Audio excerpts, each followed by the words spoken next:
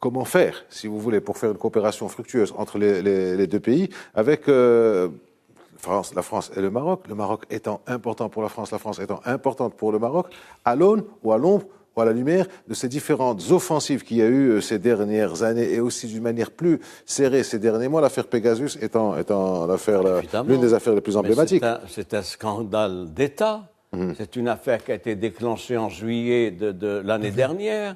On n'a jamais vu une telle mobilisation de moyens et de médias publics français. Je vais citer France 24, l'AFP, France Info, France Inter, RFI, etc., dans toutes les éditions, sans parler des journaux continus tous les quarts d'heure, vous le savez, qui ouvraient leurs éditions tous les quarts d'heure, etc., avec Pegasus, le Maroc espionne le président Macron, et ils ont ajouté, on espionne même le président de Tebboune, franchement.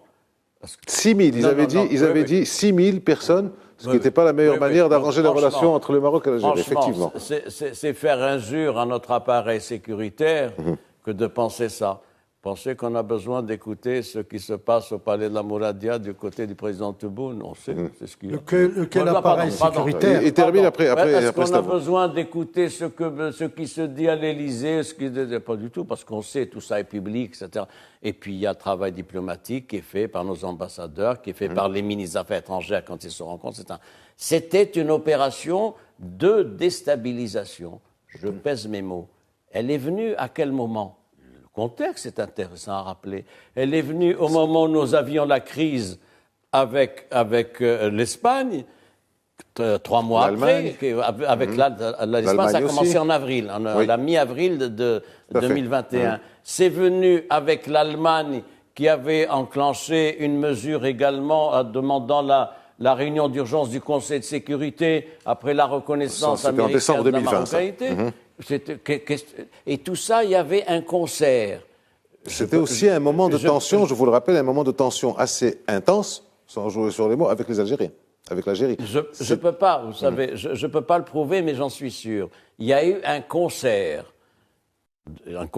entre Berlin, Paris et Madrid pour mener une opération médiatique de déstabilisation. C'est intéressant ce que vous dites, parce que maintenant on verra comment ça va évoluer. Lié, vous avez raison de le rappeler, à la campagne offensive algérienne avec les gesticulations de l'armée algérienne aux frontières, les menaces, l'ennemi traditionnel, etc., contre les liens privilégiés particuliers noués entre Washington et Rabat. Donc c'est lié à cela, c'est-à-dire que le Maroc a fait la preuve de sa capacité à s'autonomiser par rapport à des puissances moyennes. Et dernier élément qui joue, dont on ne parle pas qu'aujourd'hui, c'est les minerais du mont Tropique au large des côtes marocaines, et Canaries. C'est fondamental et c'est comme ça que nous avons un grand projet avec les États-Unis, quand on a décidé de monter un projet de 3 milliards de dollars précisément pour l'exploitation de cela et pour l'exploitation d'autres projets. Et c'est cette situation-là qui a conduit à la crispation et à ces manœuvres-là. Ça, ce sont des données majeures. Et donc, ce qu'on peut attendre de Paris, c'est des relations normalisées. Mais il sera bien évident que le Maroc sera extrêmement soucieux quant à ses intérêts supérieurs, aussi bien avec Paris qu'avec les autres.